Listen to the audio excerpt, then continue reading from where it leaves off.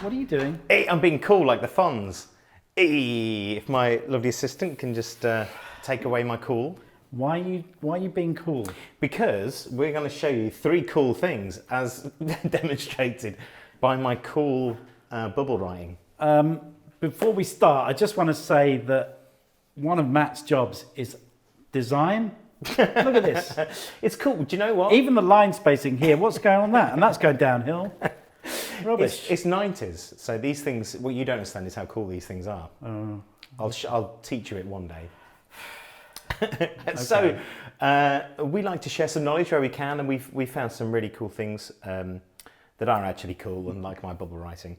So the first one is The Infinite Game by Simon Sinek. This is one that you brought to us, Chris.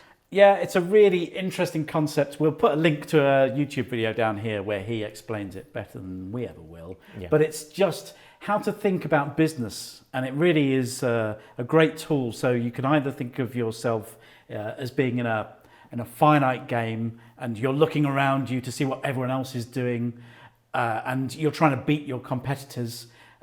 Or you can be in an infinite game, which is basically you're just trying to be in business to stay alive and be better than you were yesterday. So thinking about yourself rather than other people, and it's really helpful. It really resonated with us, I think, because we were already doing that. You know, we were always trying to improve and make sure that we were better than we are last year. And it's something that we share with our customers as well, who can often get bogged down looking at their competition, and we try and encourage them to look forward, look ahead, and look at how they can improve and be the best that they can be, without focusing too much on trying to catch up or get ahead of what their competitors are doing. So it's a really inspirational thing to watch and get an understanding of how you adopt that sort of a mental approach. Yeah, and I think we've grown best when we've done that. Yeah. And like when we first started, we would look at other web designers and go, oh, they've got more hits than us, or their pages rank better than us, but it's not really. Hit counters. Yeah. Let's bring back hit counters.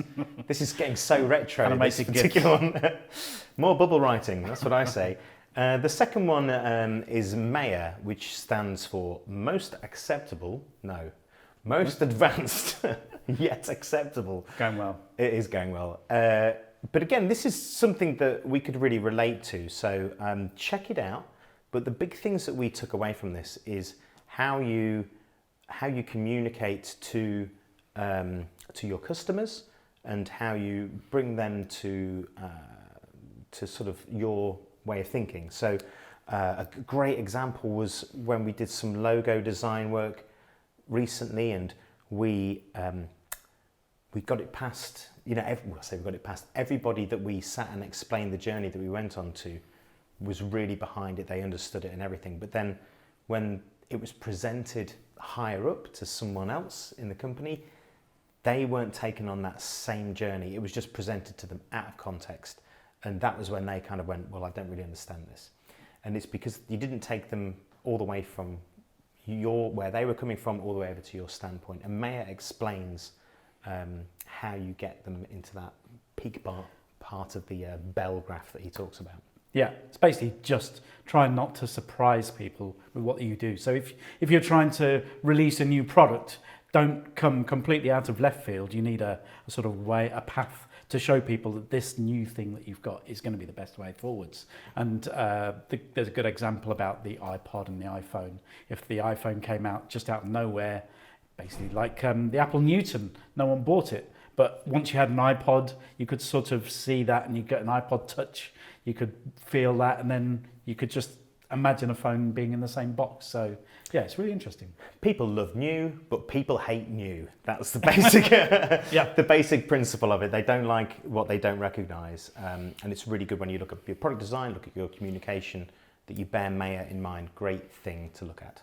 And the third one is Blinkist, which is a website we'll put a link to down there, and it's a great thing where I've read quite a few business books and self-help books, on any non-fiction book, but most of them have one or two main points that they're trying to get across, but they're trying to fill out an entire book's worth, and it's not really worth reading.